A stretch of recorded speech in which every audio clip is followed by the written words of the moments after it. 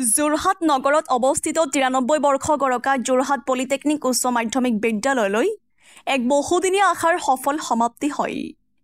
ঐতিহ্যমণ্ডিত তথা বহু গৰিমা বহন কৰা বিদ্যালয়খনৰ আন্তঃগাঁথনিৰ কিছু শোচনীয় অৱস্থা হোৱাৰ বাবে ক্ৰমাৎ পিছ পৰি ৰোৱাৰ লগতে ছাত্ৰ ছাত্ৰীৰ সংখ্যাও কমি গৈছিল।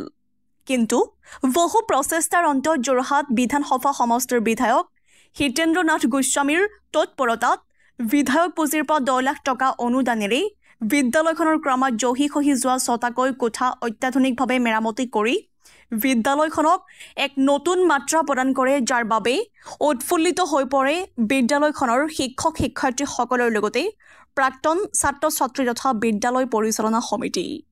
আজি বিদ্যালয়খনৰ প্ৰাংগণত বিধায়কগৰাকী উপস্থিত হৈ মেৰামতি কৰি নৱনিৰ্মিত কোঠাকেইটা শুভ উদ্বোধন কৰে।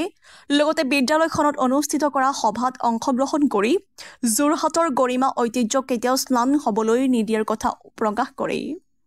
যোৰহাটৰ পৰা ধ্ৰুৱজ্যোতি পাচনিৰ ৰিপৰ্ট, AIN লাইভ।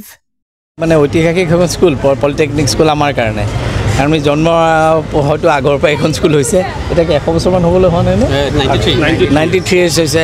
গতিকে যোৰহাট শৈক্ষিক মহানগৰী বুলি কয়। এইখনো অত্যন্ত সময়ত গুৰুত্বপূৰ্ণ স্কুল আছিল, কিন্তু কালক্ৰমে আজিকালি ইংলিছ মিডিয়ামৰ অলপ প্ৰভাৱ বেছি হৈছে আৰু সেইকাৰণে তেনেকুৱা ধৰণৰ স্কুলবিলাক খোল খাইছে। আমাৰো বহুত মানুহে তেওঁলোকৰ ল'ৰা ছোৱালীক তালৈ পঠিয়াইছে। ভাৰ্ণিকুলাৰ আমাৰ যিটো স্কুল আছে মাধ্যমৰ লোকেল, আমাৰ নিজৰ অসমীয়া মাধ্যমৰ যিবিলাক স্কুল, সেই স্কুলবিলাক এতিয়া লাহে লাহে অকণমান স্তিমিত হোৱা যেন দেখা গৈছিল। পলিটেকনিকৰ তেনেকুৱা এটা অৱস্থা হৈছিল, কিন্তু মই সদায় থেংক ইউ দিম পলিটেকনিক স্কুলৰ এক্স ষ্টুডেণ্ট আৰু প্ৰধান শিক্ষকে ধৰি শিক্ষকসকলক, যে তেওঁলোকে তেওঁলোকক আমি এটা কি বুলি ক'ম, এটা টনিক দিয়াৰ নিচিনা আমিবিলাকে বাহিৰৰ পৰা, যে আপোনালোকে ভাল কাম কৰক, আমি স্কুলখন আকৌ ডেভেলপ কৰাম।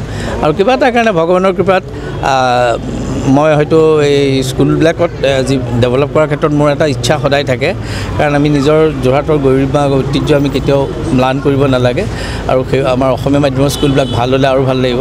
আপোনালোকে যেনে গভৰ্ণমেণ্ট স্কুলত প্ৰায় 3 কোটিতকৈ অধিক টকা দি মই মাননীয় মুখ্যমন্ত্ৰীৰ সহযোগতে এই টকাখিনি আনি স্কুলখন আমি এজ ইট ইজ ৰাখিব বিচাৰিছোঁ। হেৰিটেজ ছাইটটো আমি যদি একেবাৰে নাৰাখোঁ বেয়া হ'ব। কিছুমান স্কুল আমি বনাবলৈ দিছোঁ য'ত আমাৰ ইমান পইচা নাই, কিন্তু পৰাপক্ষত পলিটেকনিক আছাম টাইপৰ স্কুলখন ৰখাৰ কাৰণে মোৰ বৰ ইচ্ছা আছিল। আমাৰ সকলোৱে সহায় কৰিলে, তেখেতসকলেও কৰিলে, এক্স ষ্টুডেণ্টবিলাকেও কৰিলে, আৰু আজি আমি 5টা ৰুমৰ এটা ধুনীয়া ঘৰ পালোঁ। প্ৰায় 10 লাখ টকা আমাৰ দিয়া হৈছিল, আৰু এই চৰকাৰী পুঁজিটো আমি পোৱাৰ কাৰণে মই চৰকাৰকো সদায় ধন্যবাদ দিব লাগিব, যে যোৰহাটৰ কাৰণে যথেষ্টখিনি পইচা তেখেতসকলে আমাক দিছে।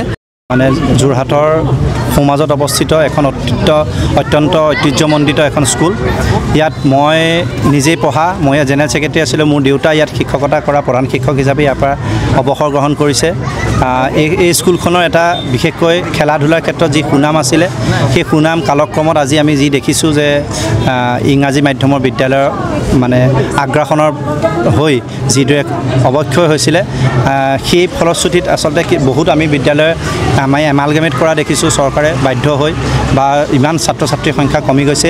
এই স্কুলখনত আমি পঢ়োঁতে কিন্তু অকল ছাত্ৰ আছিলে, আজি ছাত্ৰীও আহিছে ইয়াত। আৰু আমি দেখিছোঁ যে স্কুলখনৰ যেতিয়া অৱক্ষয় হৈছিলে, আমি প্ৰাক্তন ছাত্ৰসকলে, বিশেষকৈ আমি যিখিনি যোৰহাটত থাকোঁ, বা এখেত মোৰ লগৰ সতীৰ্থ পলাশজ্যোতি দত্ত, এখেত বিদেশত থাকে, তেখেতসকলে বিদেশৰ পৰা সকলো ধৰণৰ সহায় সহযোগিতা।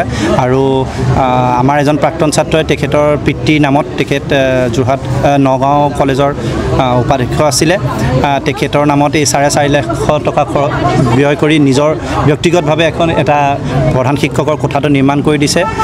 যিকোনো খবৰ আৰু বিজ্ঞাপনৰ বাবে যোগাযোগ কৰক 7896121996, লগতে 7002537271 আৰু 9854011916।